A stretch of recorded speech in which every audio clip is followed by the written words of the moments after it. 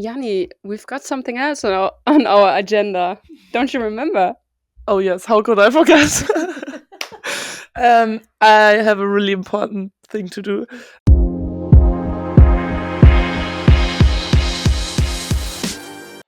Hey everyone, welcome to our podcast, The Bold Tackle. We are your hosts, Sophie Howard and Oliver Howard, and we are ready to tackle bold topics in sport, highlight the women's football industry, and speak about the unspoken. If you are ready to get an insight into what really goes on behind the scenes, join us on our journey and listening to The Bold Tackle.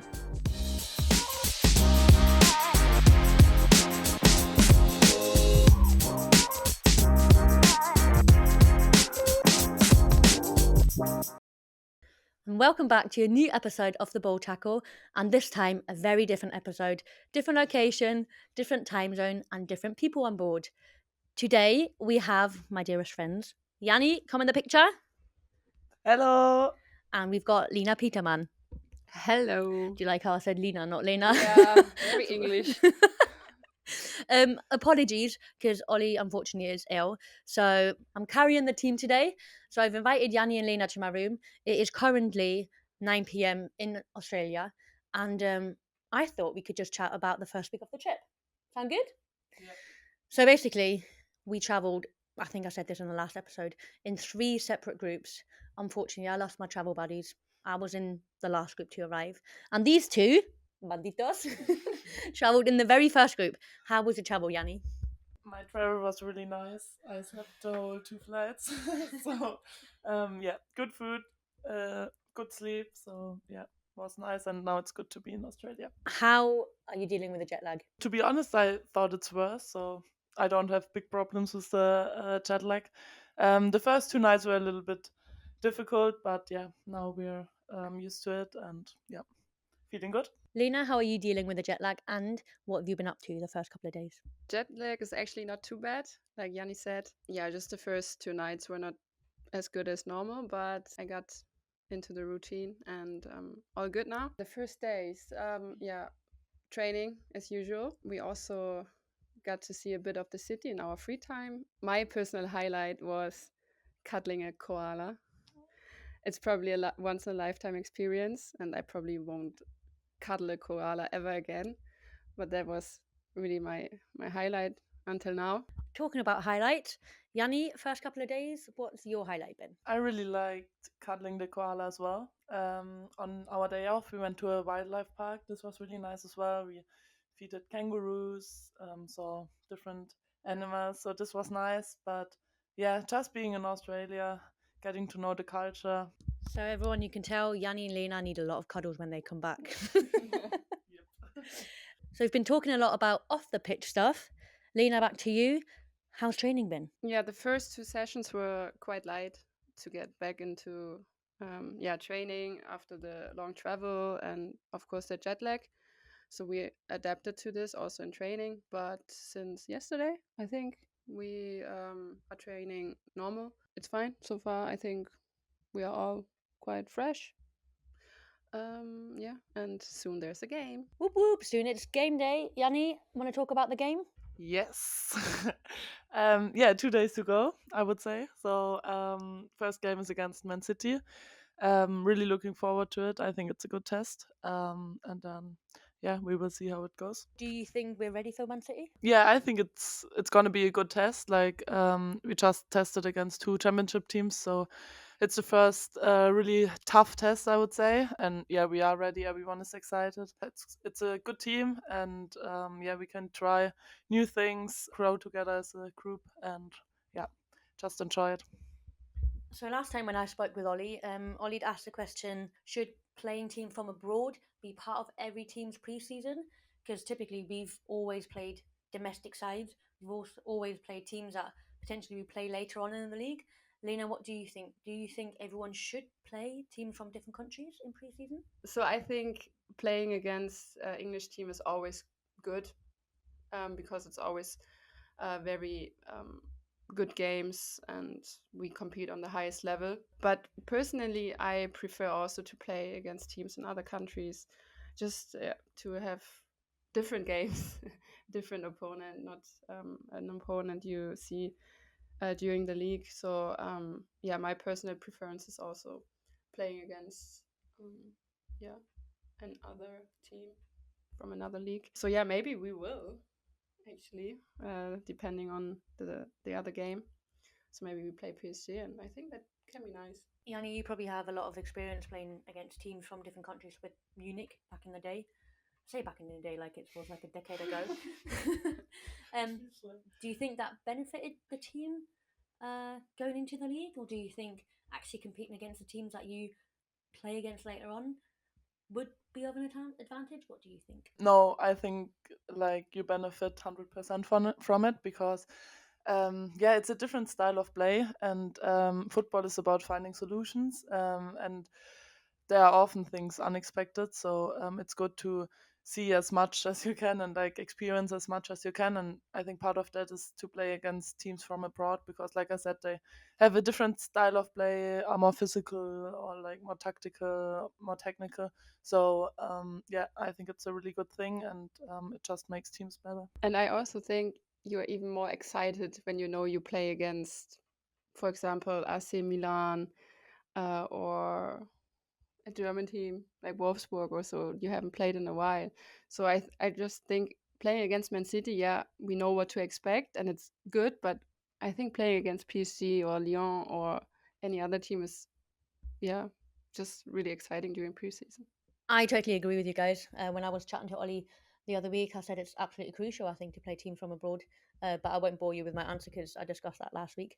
Another thing we discussed, and I'd love to get your opinion on this, I thought this trip was not only football and performance purposes, but also promotion of Leicester City, promotion of women's football, and partially a bit of marketing as well. Do you think we've managed to promote the game? Do you think we can do better?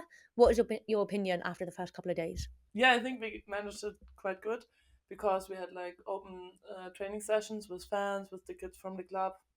A TV channel visited us today. So I think it's important to get the attention of the people here in Australia. And I'm really excited for the games because I think a few people will come around, hopefully. And I think if we play good football, like emotional football, and leave our heart on the pitch, I think then we are doing a good job because then we can manage to inspire the next generation. So yeah, I think it goes good so far. Lena, what are your thoughts? Yeah, I agree with Jani totally. And honestly, I didn't know that here were Leicester fans in Perth. So I was really surprised, I must say. I think we're doing a good job in promoting or to market our football club. Yeah. I just think it shows, first of all, how far the game's come, and also how global the game of football is. Like, we travel to the other side of the world, to Perth. We go into a local team that is obviously inviting us into their community and offering their pitch to us, and we've absolutely got Leicester fans here. Like, I thought it was quite crazy. Like, I know they didn't come out in huge numbers, and I think that was actually expected from the organisers.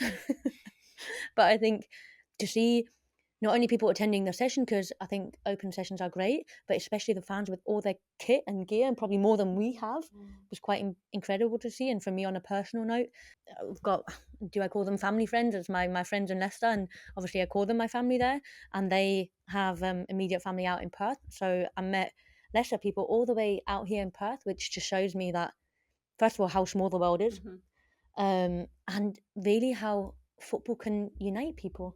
And I know it's getting like quite not deep but unmeaningful, but if you think about it, the sport has united so many people just in the last couple of days, which I think is quite incredible. Yanni's an absolute jokester, and she's got a little surprise for you. So Yanni, oh hello, do you want to introduce your friend here? Yeah, like Let me hold him. As a gift from the tournament organizers, we got a little quokka in our rooms, and I think they are so cute. So yeah, like when we went to the wildlife park, we met some. I think they. Good day. Good day. How are you? Yeah, we saw some quokkas. I didn't talk to them. But no, I think they are quite cute. So yeah. new member of the family. So we're very close to an island here called Rottnest Island, and these quokkas are native to the island. There's actually a ferry that goes literally 5 minutes from our hotel all the way to the island. We were planning on taking a ferry out, but unfortunately it was too windy. You go all the way to Australia for the sun, and it's too windy and rainy. So I guess we just brought the weather wizard. But quokkas are actually considered the happiest animals on the planet, I think. Not only in Australia, the happiest animals on the planet. I did try and inquire why, but I think everyone just said because they look like less smiling. But yeah, have you given them a name? Not yet. No? Okay, so next episode I will reveal the name for this little guy.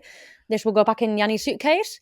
I meant to tell you, Jani is taking suggestions for the name of the animal. So if you do have suggestions, please send them directly to Jani's Instagram. I will put this down somewhere. Jani, can you just tell us Instagram? Janina _Leitzig. Perfect. So we've sorted that. As we're speaking about animals, just recently on our day off, the three of us plus 2 further teammates went to the wildlife park. As the girl said, we saw some kangaroos, we fed them, we even saw a little Joey climb into the kangaroo's belly, pocket, pouch. And a wombat, yeah. What else did we see? We saw loads. A parrot who said A parrot. We will actually post this in this video. A parrot speaking back at us. I was quite impressed. At you? Yeah, at me, obviously. Yeah, whisperer.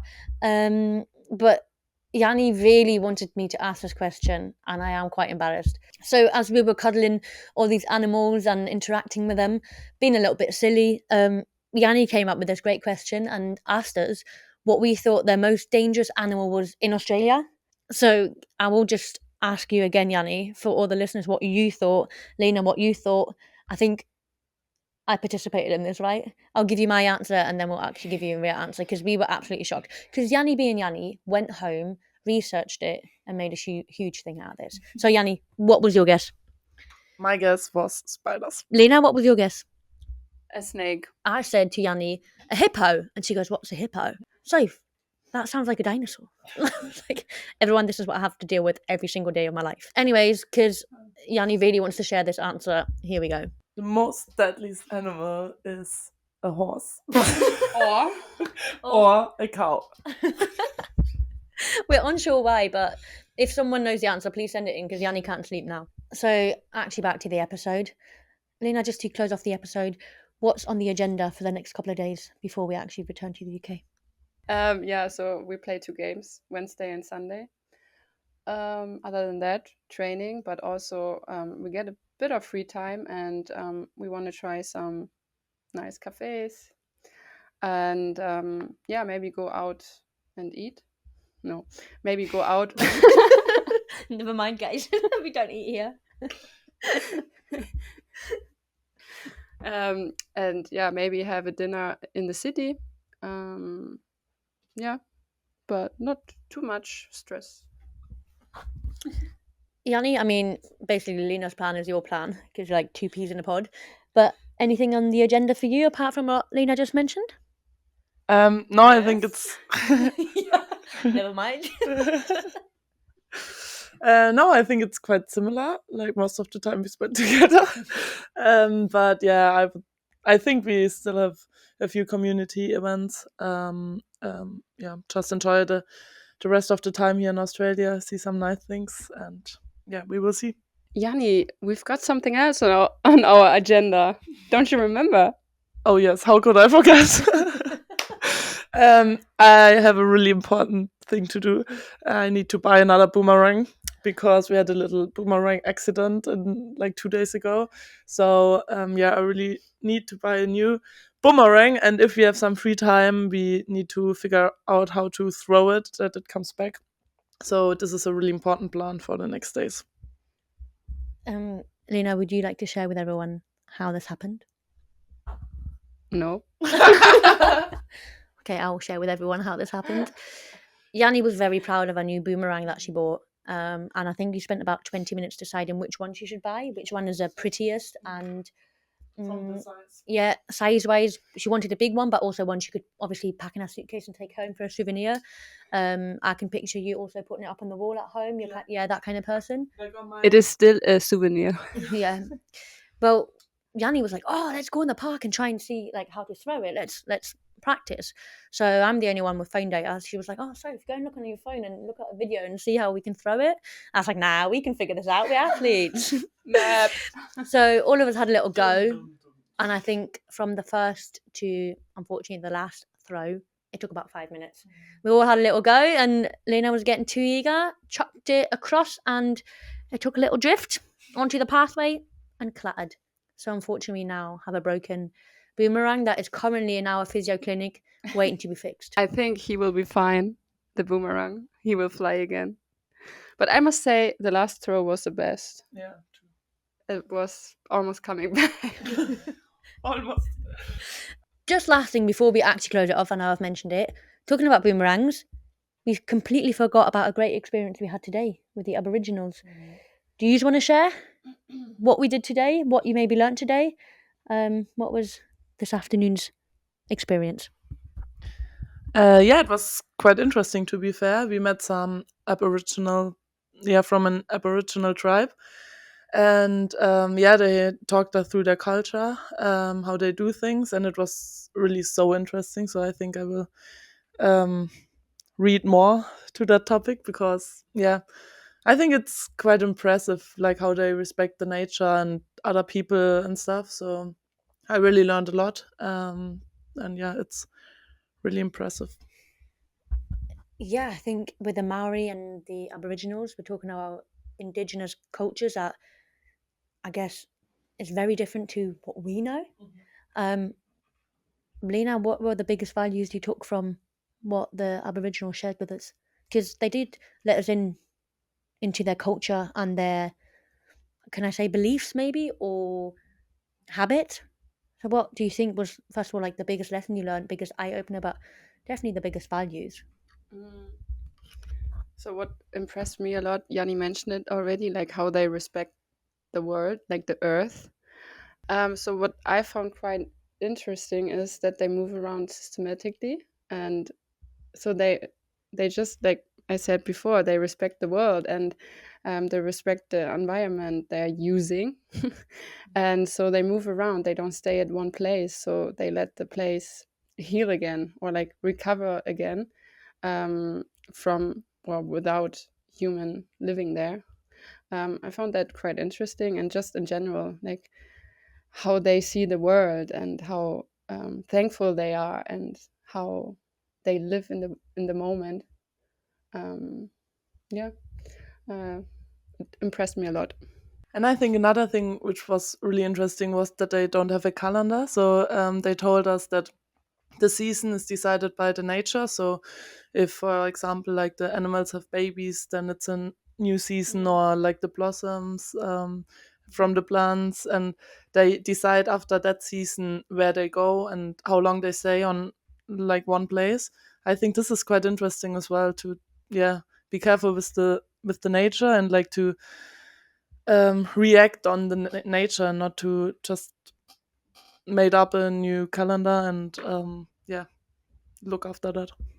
Yeah, I think the care for the nature, their connections to animals, trees, and especially their ties to their family was, I think, really impressive. And it almost took me back in time into a world of minimalistic living, I guess, where you strip the world from all the materialistic stuff that we've got, and we call it westernized world, but it was almost appreciating what you've got already, which I thought was very humbling, to be very honest. And thinking about that, the fact that they let us into their culture and shared so much with us, I think we should be very grateful for. But I was very appreciative of them inviting us and doing that for us.